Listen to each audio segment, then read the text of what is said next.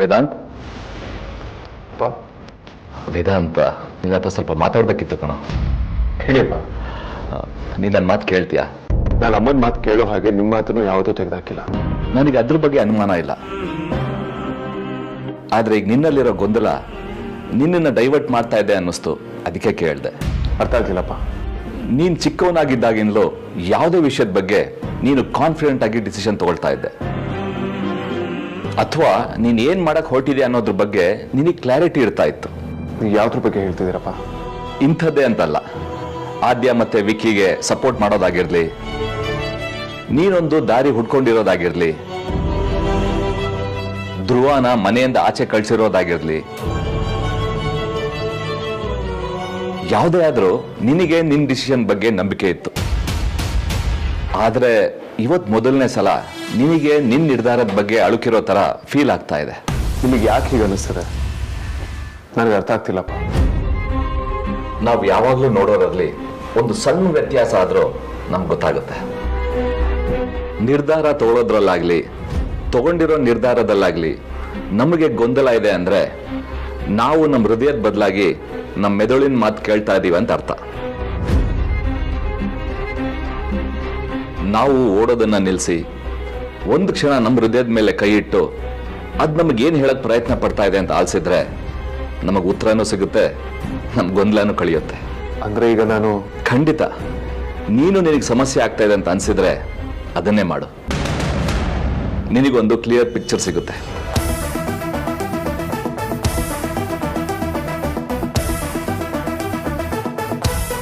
ಸರಿಯಪ್ಪ.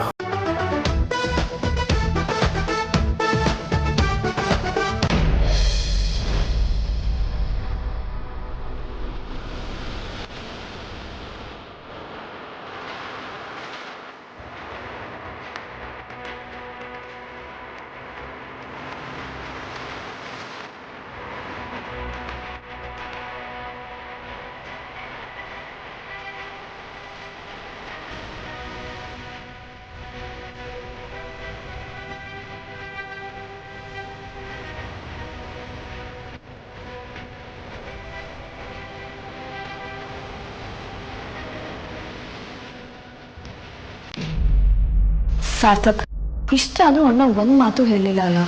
ನಾವು ಉರ್ಸಿದ್ ಸಾಲದು ಅಂತ ಕಾಂತನ ಹತ್ರ ಸಾಹಿತ್ಯನ ಹೆಸರು ಹೇಳಿ ಉರ್ಸಿದ್ದಾಯ್ತು. ಆದ್ರೂ ಅಣ್ಣ ಸಾಹಿತ್ಯನ ಜೊತೆ ಡೀಲ್ ಮಾಡ್ಕೊಂಡಿದೀನಿ ಅಂತ ಬಾಯ್ ಬಿಡ್ತಾ ಇಲ್ಲ ಅಲ್ವಾ? ವೆಯ್ಟ್ ಆದ್ಯಾ, ಅರ್ಜೆಂಟ್ ಮಾಡ್ಬೇಡ. ಇನ್ನೇನ್ರಿ ವೇಟ್ ಮಾಡೋದು? ಇವತ್ತೇನಾದ್ರೂ ಅಪ್ಪಿ ತಪ್ಪಿ ಮದ್ವೆ ಡೇಟ್ ಫಿಕ್ಸ್ ಆಯ್ತು ಅಂದ್ರೆ ಮುಗೀತು. ಅಣ್ಣ ಇನ್ ಯಾವತ್ತೂ ಅಮ್ಮನ ಹತ್ರ ಡೀಲ್ ಬಗ್ಗೆ ಹೇಳೋದೇ ಇಲ್ಲ. ಹಾಗಾಗುತ್ತೆ ಅಂತ ನೀನ್ ಸೆಪರೇಟ್ ಪ್ಲಾನ್ ಏನು ಮಾಡಕ್ ಹೋಗ್ಬೇಡ. ಆಮೇಲೆ ಅದು ಯಾವತ್ತೂ ಸರಿ ಮಾಡಕ್ಕಾಗದೇ ಇರೋ ಪ್ರಾಬ್ಲಮ್ ಆಗ್ಬಾರ್ದು. ಅಂದ್ರೆ ಇದನ್ನೆಲ್ಲ ಸುಮ್ಮನೆ ನೋಡ್ತಾ ನಿಲ್ಬೇಕಾ?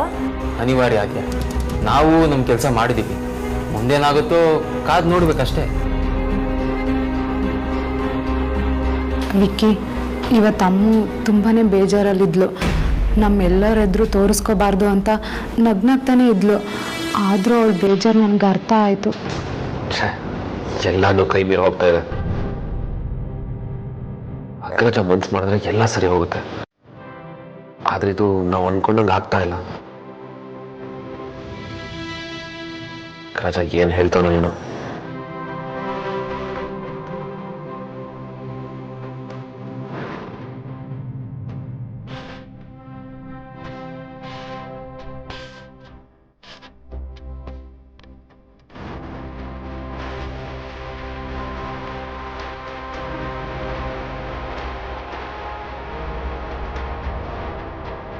ವೇದಾಂತ್, ನನ್ನ ಕನಸಿನ ಜೀವನದ ಮೊದಲನೇ ಮೆಟ್ಲಿದು. ನಾನು ಡ್ರಾಮಾ ಮಾಡ್ತಾನೆ ನಿನ್ನ ಸಾಮ್ರಾಜ್ಯಕ್ಕೆ ರಾಣಿ ಆಗ್ತಾ ಇದ್ದೀನಿ. ವೇದಾಂತ್ ಎಲ್ಲನೂ ಕಂಟ್ರೋಲ್ ಮಾಡ್ತಾನೆ, ಆದರೆ ಅವನನ್ನ ಕಂಟ್ರೋಲ್ ಮಾಡೋಳು ನಾನು. ಜಗತ್ತಲ್ಲಿ ಯಾವುದೇ ಬದಲಾದ್ರೂ ಅದು ಮಾತ್ರ ಬದಲಾಗಲ್ಲ. ಎಷ್ಟೋ ಜನ ಗಂಡಸರು ಮದುವೆ ಆದ್ಮೇಲೆ ಬದುಕಿದ್ರು ಸತ್ತಂಗಿರ್ತಾರೆ. ನೀವ್ ಯಾರು ನಿಮ್ಮನ್ನ ಇಷ್ಟಪಡ್ತಾರೋ ಅವ್ರನ್ನ ಮದುವೆ ಆಗಿ ಬಾಸ್. ಇವಳನ್ನ ಕಟ್ಕೊಂಡ್ರೆ ನಿಮ್ ಜೀವನ ನರಕ ಆಗೋಗುತ್ತೆ. ಬಾ ವೇದಾಂತ್, ಕೂತ್ಕೋ.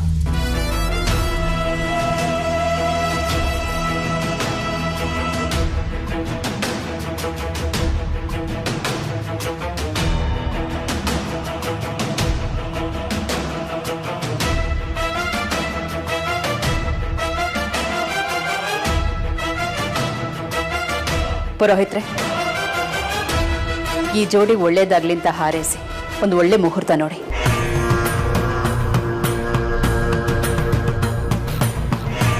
ಹುಡುಗಿ ತಂದೆ ತಾಯಿ ಯಾರೋ ಕಾಣ್ತಾ ಇಲ್ವಲ್ಲಮ್ಮ?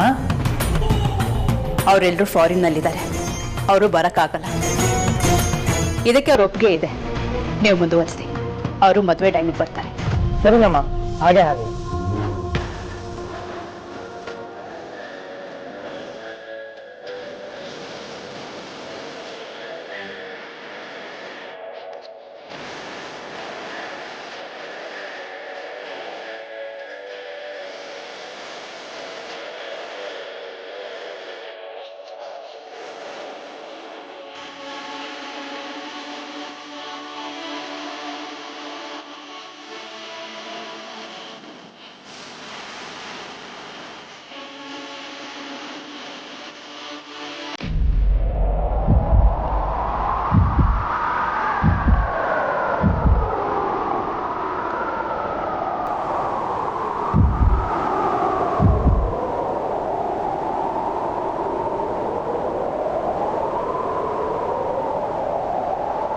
ಇವತ್ತು ಯಾಕೆ ಹೀಗಾಗ್ತಿದೆ?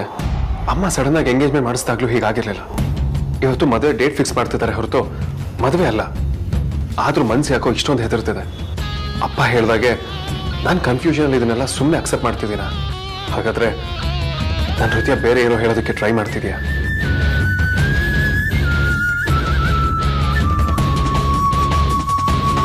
ಬಾಸ್ ಬಾಸ್ ಬಾಸ್ ಬಾಸ್ ಲೈ, ನೀನ್ ಅಳುತ್ತಾನೂ ಇಲ್ಲ, ನಾರ್ಮಲ್ ಆಗೂ ಇಲ್ಲ. ಇದೇ ತರ ನೋವು ನಾನು ನುಂಗ್ಕೊಂಡಿದ್ರೆ ಖಂಡಿತ ಹೆಲ್ತ್ನ ಹಾಳು ಮಾಡ್ಕೊಳ್ತೀಯ. ನೀನ್ ಈ ತರ ಇರೋದ್ ನಂಗೆ ನೋಡಕ್ ಆಗಲ್ಲ. ನನಗೂ ಕನ್ನಡಿನ ನೋಡ್ಬೇಕು ಅಂತ ಅನಿಸ್ತಿಲ್ಲ ಕಣೆ. ಲೇ, ಇದು ಅತಿ ಆಯ್ತು. ಇದು ನೀನಲ್ಲ. ನನಗೂ ಹಾಗೆ ಅನ್ಸುತ್ತೆ, ಆದ್ರೆ ನಾನು ಯಾವಾಗಲೂ ಬದಲಾಗೋಗಿದ್ದೀನಿ. ನಾನು ನನಗೆ ಉಳ್ಕೊಂಡಿಲ್ಲ. ಪ್ಲೀಸ್ ಸಮಾಧಾನ ಮಾಡ್ಕೊಳ್ಳೆ. ನನ್ನ ಮನಸ್ಸಿಗೆ ಈಗಲೂ ವೇದಾಂತ್ ಬಾಬಾ ನಿನಗೆ ಸಿಗ್ತಾರೆ ಅಂತ ಅನಿಸ್ತಿದೆ. ನಿನ್ನ ಪ್ರೀತಿಲಿ ಚೂರು ಸುಳ್ಳಿಲ್ಲ ಕಣೆ. ಎಲ್ಲ ಕನಸು ಈಡೇರಲ್ಲ ಅದಿತಿ. ಕೆಲವೊಂದು ಕನಸು ಯಾವಾಗಲೂ ಮರೆಯೋಕ್ಕಾಗದೇ ಇರೋ ಕನಸಾಗೆ ಉಳಿಯುತ್ತೆ. ಪ್ರೀತಿಗೆ ಸಾವಿಲ್ವಂತೆ. ಹಾಗೆ ನೀನು ವೇದಾಂತ್ ಬಾಬನ್ ಎಷ್ಟು ಪ್ರೀತಿಸ್ತೀಯ ಅಂತ ನಂಗೆ ಚೆನ್ನಾಗಿ ಗೊತ್ತು.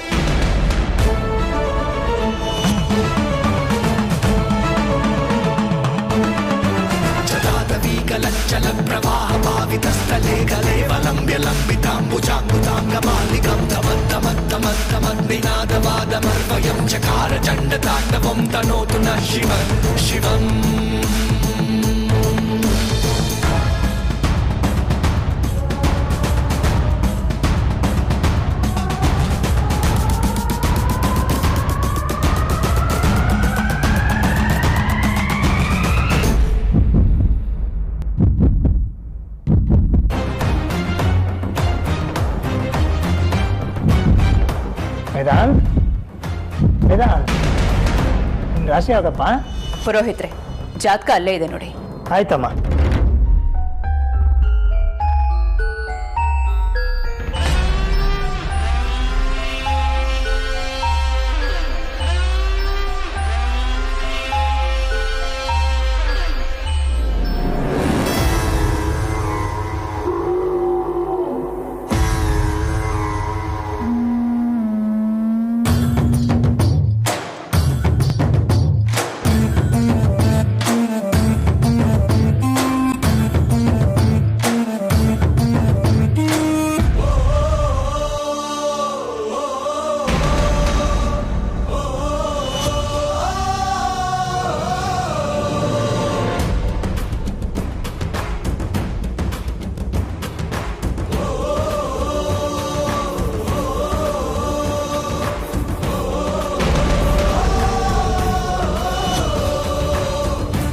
Vedant, are you okay?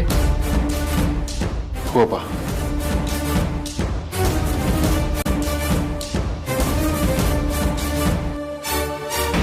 ಧ್ರುವ, ದಯವಿಟ್ಟು ತಪ್ಪಿಲ್ಕೋಬೇಡಿ. ನಿಮ್ಮ ಮಾತು ಕೇಳಿಸ್ಕೊಳ್ಳೋಕ್ಕಿಂತ ಬರಲಿಲ್ಲ. ಪಿಜ್ಜಾ ಬಿಸ್ನೆಸ್ ಬಗ್ಗೆ ಮಾತಾಡೋಣ ಅಂತ ಬಂದೆ. ಅಷ್ಟರಲ್ಲಿ ನೀವು ಈ ವಿಷಯನ... ಪರವಾಗಿಲ್ಲ ಧ್ರುವ, ನೀವು ಬೇರೆಯವರು ಅಂತ ಅಂದ್ಕೊಳ್ಳೋ ಅಗತ್ಯ ಇಲ್ಲ. ನನಗೆ ನೀವು ಬೇರೆ ಅಲ್ಲ, ಇವಳು ಬೇರೆ ಅಲ್ಲ. ನಿಜ ಹೇಳಬೇಕು ಅಂದರೆ ಇದರಲ್ಲಿ ಮುಚ್ಚಿಟ್ಟಿರೋದೇನೂ ಇಲ್ಲ. ಆದರೆ ಈ ವಿಚಾರ ಪ್ರಸ್ತಾಪ ಮಾಡೋ ಸಿಚುಯೇಷನ್ ಬಂದಿರಲಿಲ್ಲ ಅಷ್ಟೇ. ಯಾಕೆ ಈ ಹುಡುಗರೆಲ್ಲ ಹೀಗೆ ಆಡ್ತಾರೋ? ಹುಡುಗಿ ಮನ್ಸಲ್ಲಿ ಏನಿದೆ ಅಂತ ಅರ್ಥನೇ ಆಗಲ್ವಾ? ನನ್ಗೆ ಯಾಕೋ ಹಂಗೆ ಅನಿಸ್ತಿಲ್ಲ. ಮೆಜಾರಿಟಿ ಹುಡುಗರು ಪ್ರೀತಿಗೋಸ್ಕರ ಸಾಯ್ತಾರೆ. ಅವ್ರ ಪ್ರೀತಿ ನಿಜವಾದೇ ಆಗಿದ್ರೆ ಅದನ್ನ ಹೇಗಾದರೂ ಪಡ್ಕೋಬೇಕು ಅಂತ ಪ್ರತಿ ಕ್ಷಣ ಒದ್ದಾಡ್ತಾ ಇರ್ತಾರೆ. ಬಟ್ ವೇದಾಂತ್ ಬಾಬಾ ನೀವು ಹೇಳಿರೋ ಆ ಕೆಲವು ಹುಡುಗರು ಸಾಲ್ಗೆ ಸೇರ್ತಾರೆ ಅನ್ಸುತ್ತೆ. ಅಕ್ಕ ಇಷ್ಟು ದಿನ ಅವ್ರ ಜೊತೆಗಿದ್ದಾಳೆ, ಇವಳು ಕ್ಲೋಸ್ ಆಗಿ ಕೂಡ ಇದ್ದಾಳೆ. ಬಾವನ್ ಜಾಗದಲ್ಲಿ ಬೇರೆ ಯಾರೇ ಇದ್ದಿದ್ರು ಇಷ್ಟೊತ್ತಿಗೆ ಮದ್ವೆನೇ ಆಗಿರೋದು. ದಿ ಗ್ರೇಟ್ ಬಿಸ್ನೆಸ್ ಮ್ಯಾನ್ ಬಾವ ಇದೊಂದು ವಿಚಾರದಲ್ಲಿ ಮಾತ್ರ ಪೆದ್ದ ತರ ಆಡ್ತಾರೆ. ಅಣ್ಣ ಸ್ವಲ್ಪ ಹಾಗೇನೆ. ಅವನಿಗೊಂಥರ ಅವನನ್ನ ತುಂಬ ಇಷ್ಟಪಡೋರನ್ನ ದೂರ ಮಾಡ್ಕೊಳ್ಳೋ ಚಟ.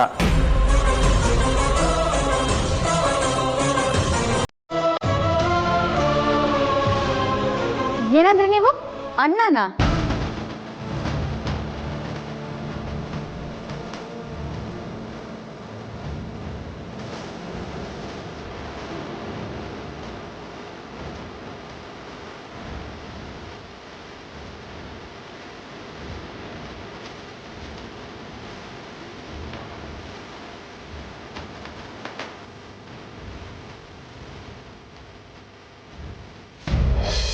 ವೇದಾಂತ್,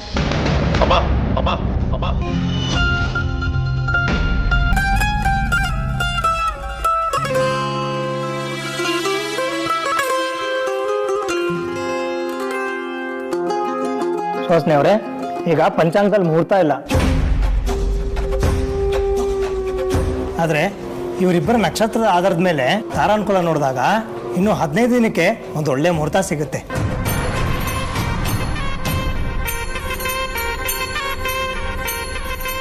ಅದನ್ನು ಬಿಟ್ಟರೆ ಇನ್ನು 6 ತಿಂಗಳು ಮದುವೆಗೆ ಹೊಂದಿಕೆ ಆಗೋ ಯಾವ ಜಾತಕನೂ ಇಲ್ಲ. ಯಾವುದಾಗ್ಬೋದು? ಏನು 15 ದಿನದಲ್ಲಿರೋ ಮುಹೂರ್ತನೇ ಆಗ್ಬೋದು ಅನ್ಸುತ್ತೆ ಅಲ್ವಾ ಶ್ರೀಧರ್? 15 ದಿನ ಅಂದರೆ ತುಂಬ ಬೇಗ ಆಗಲಿಲ್ವಾ ಸುಹಾಸಿನಿ? ತೊಂದರೆ ಏನಿಲ್ಲ ಅಂಕಲ್, ನಾನು ನಮ್ಮ ಡ್ಯಾಡಿಗೆ ಹೇಳ್ತೀನಿ. ಸೊ ಅರೇಂಜ್ಮೆಂಟ್ಸ್ ಎಲ್ಲ ಬೇಗನೆ ಆಗುತ್ತೆ. ನಮ್ಗೆ ಓಕೆ ಅತ್ತೆ.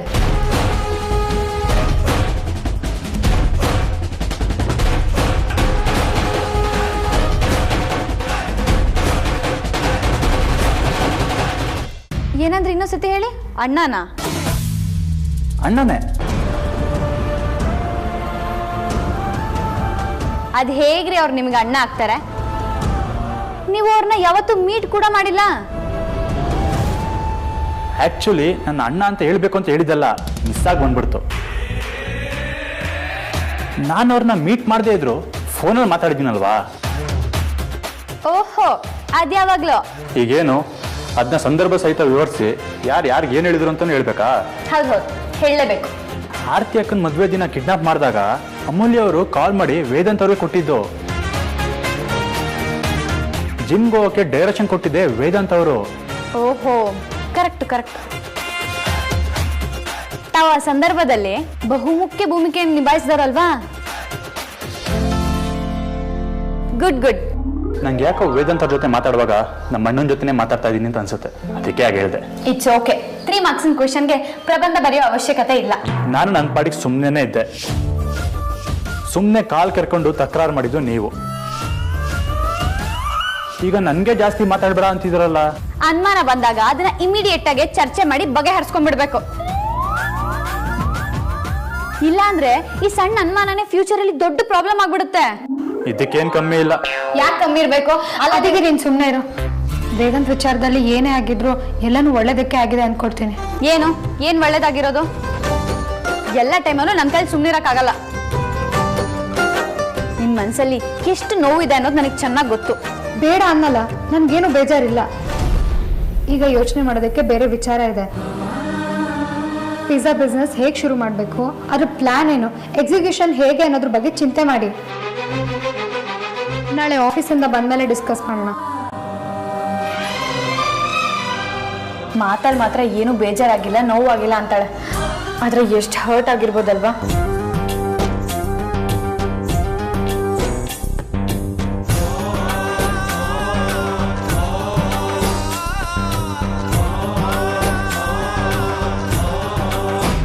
ಎಲ್ಲ ಓಕೆ ಅಂದಮೇಲೆ ಇನ್ನೇನು ಸಮಸ್ಯೆ ಇಲ್ಲ. ಅದೇ ಡೇಟ್ ಓಕೆ ಮಾಡೋಣ.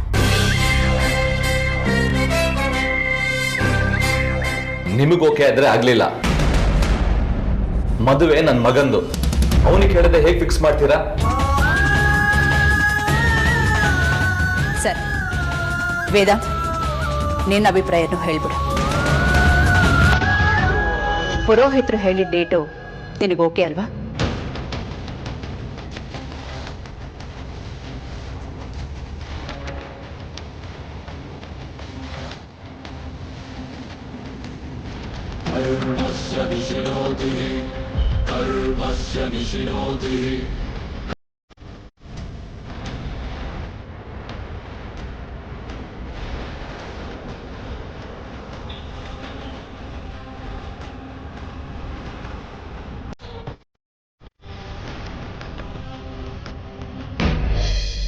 ಅಣ್ಣ ಏನಾಯ್ತು ನಿಮಗೆ?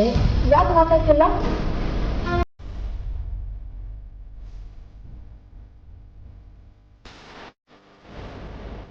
ಗಜ, ನೀನೀಗ ಸೈಲೆಂಟ್ ಆಗಿದ್ರೆ ಅದಕ್ಕೆ 108 ಅರ್ಥ ಬರುತ್ತೆ.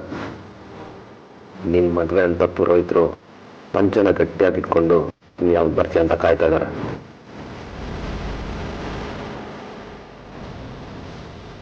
ಇನ್ನು ಸಾಹಿತ್ಯ ಅಂತೂ ಕೇಳಲೇಬೇಡ.